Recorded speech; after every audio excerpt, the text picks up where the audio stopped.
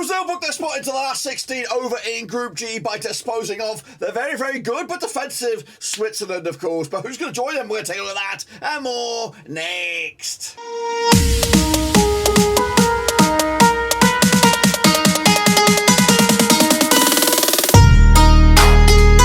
That's right, folks, back once again with another review video today. Getting back, and of course, the Group G action over in Qatar 2022. Brazil put up on a benchmark performance, of course, but who will actually join them in that last 16? We're going to take a look at it, all of it in a second. Of course, people shout out my VIPs. They are the patrons. If you're new, where you been? Smash your subscribe button back to all things Switzerland related, Brazil related, Group G related. We're going to all here, boys, under one roof. So let's turn back the clock then to yesterday, which was, what was it, Monday, the 28th of November. So revisit the results that got us to this point. Of course, we're going to take a look back at this one. Goal fest, that's right, 6-goal thriller. But no one really coming out on top. 3-3 in the end.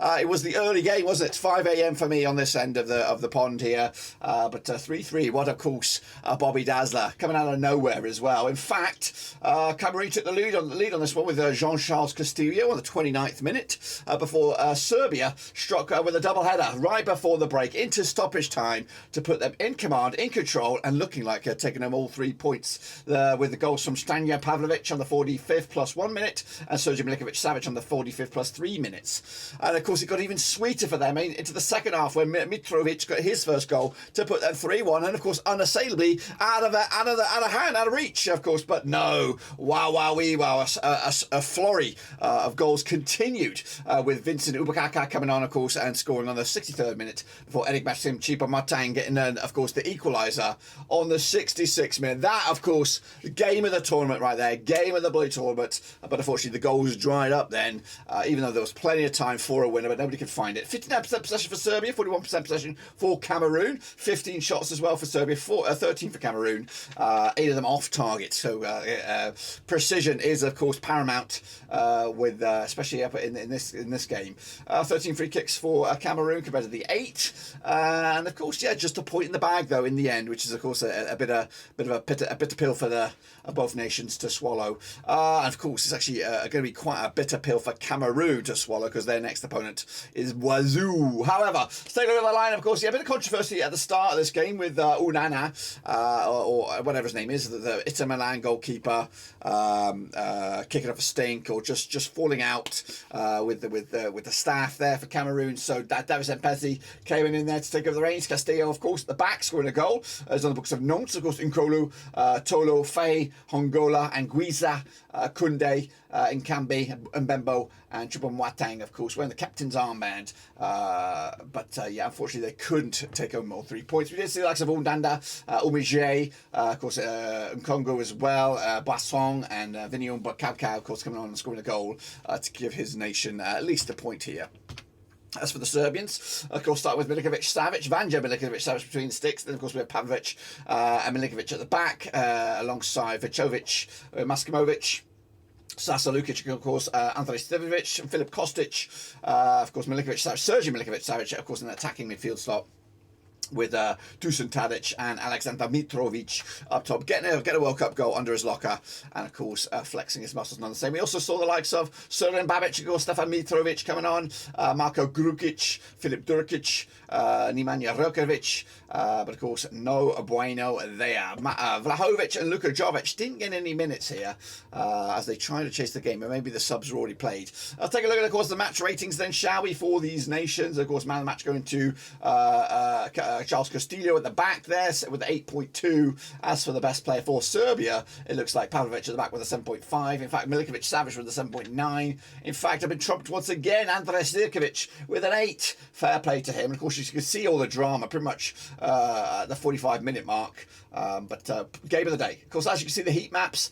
Cameroon performing the right-hand side to the left, but a lot of empty space up here, not really taking full advantage of that attacking third. Whereas Serbia on the flip side, all over the place, and including that final third there, which of course gave them the early lead in the song. Of course, I did check it out there to my fans, FanFest, and of course here comes a Serbian fella with his Igor, with his thoughts and wisdom about the game.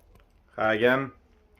You all probably watched the game between Serbia and Cameroon, and if you are a neutral fan, then it was pretty awesome game, full of excitement and everything. But if you are a Serbian fan, it was really frustrating. We struggled in the first half.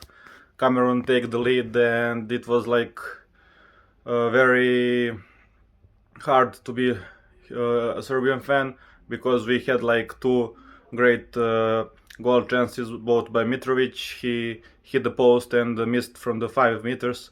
He usually scores in that position, so it was really frustrating until the end of the first half. And in the last minutes we completed the comeback, and we take the lead 2-1 on the halftime. So everything was super excited here, but Cameroon never surrender. Even we scored first also in the second half. It was easy 3-1 for us, and we all thought that it's going to be like a simple game in the upcoming last 30 minutes. However, Cameroon showed how fast their players are, and they had two counter attacks in 2 minutes, and it was not I don't know how to say, but it was not as we expected to be. Like, if we are 3-1 up, you don't defend like this. So our defense was pushed up, and it was easy to run behind the defense with Cameroon strikers. And this goal Abu Bakr scored was very beautiful lob. It was like in the books. So after that we also had a couple of chances, but we missed, especially Mitrovic. He wasn't on 100%, but that's not him to blame. We have to look to each other in the locker room and see what went wrong, so we can get better in the third game against Switzerland. And now we are not depending on us, we are depending on Brazil. So we'll see what will be this evening in the game Brazil against Switzerland. We hope that Brazil will take the 3 points. So if Brazil win, then our win against Switzerland will take us to the second round. So we all hope for that, and go Brazil. See ya. Meanwhile, back over to the group, Cameroon picked up a bit of a Citalen. That's right, Casemiro on the 83rd minute to give Brazil the 3 points massively. Of course, no Neymar here, injured, a swollen ankle. It's probably going to be another. He won't be involved in the next game, but they're already through to the last 16, so we can rest easy with that fact, and of course can start maybe preparing for the last 16 or maybe in the quarterfinals. Who knows? But anyway, Brazil, 13 shots on the day, 54% possession, 46% possession for the Swiss. Of course, just 6 shots for Switzerland. They had 17 free kicks compared to Switzerland's 10. Now, of course, the scoreline maybe not surprising, 1-0 win. But for me, I'm giving some praise here to the Swiss.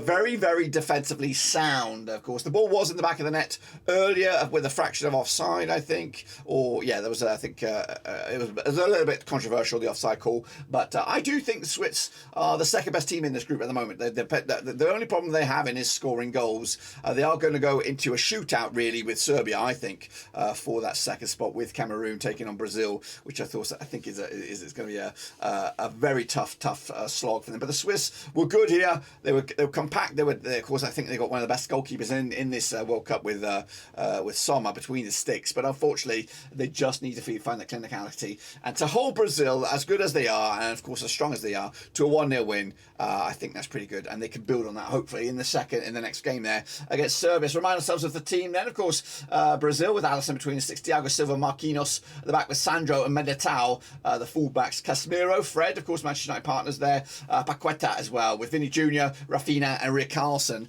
up top. What about, of course, the substitutions? We did see, of course, Alex Telles coming on, Bruno Guimaraes, we also Anthony and Rodrigo and Gabriel Jesus coming on, but to little or no effect. I think Bruno Guimaraes got involved. Anthony, I didn't really see too much on him, to be honest with you, but of course the opposition with Jan Sommer between the sticks, Nico Alverde, Manuel Akanji, Ricardo Rodriguez, Sylvain Wildman making the back line there, Joana Xhaka, Remo Freuler, Fabian Reider, Ruben Vargas, Djibril So and Brilem Bolo up top.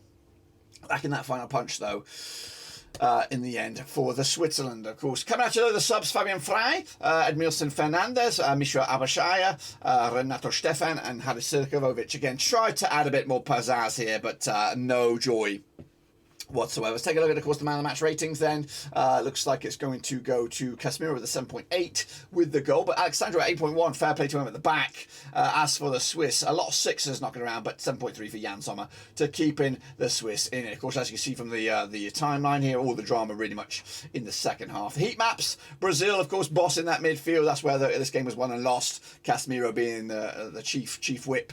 As for the Swiss, good coverage, but unfortunately not in that final third in the end. Of course, I did reach out to the fans, and of course, this is, of course, what they had to say about the result and more. Wow, another win. Very happy. I think it was a tough game. Not having Neymar maybe had a team, and not only Neymar, but also Danilo had like the team to adapt and see how they would work together. I think the second half was a little bit better. Very sad that they canceled Vinny Jr. Goal. It was very beautiful, but it was Switzerland was very consistent and tough to play against. But overall, we won. We're happy. Brazil just got like a new record of like most winnings in a row, so it's just giving us more and more hope for the next matches and to go for the quarterfinals. So very exciting. And I was hoping for Richarlison to score. He didn't, but Casemiro, he's from my the support team like I do in Brazil. So I was very happy because he's from São Paulo and I love him. So it was very good and relief to see Brazil winning today. Taking a look then, shall we, at the state of play over in Group G. Brazil are home and host, of course, with the Swiss taking on Serbia. It is, of course, undoable. Brazil are going to be there. And, of course, they still have the small matter of whether they're going to be group winners or not. It does look like their goal difference is going to be superior unless the Swiss beat Serbia 3-0 and, of course, Brazil lose 1-0 or something like that to Cameroon. Of course, it's possible. It definitely is possible. But, to be honest with you, I think Brazil are going through as group winners. And then I think it's going to be quite tight between Swiss and Serbia, who, of course, will have the upper hand. A win for Serbia gets them through unless something batshit crazy goes on between Cameroon and Brazil. But we'll see. We'll see about that, of course, and of course we'll look forward to seeing what's going on elsewhere. In fact, when I look at this, actually, I think Cameroon needs the Swiss and Serbia to draw.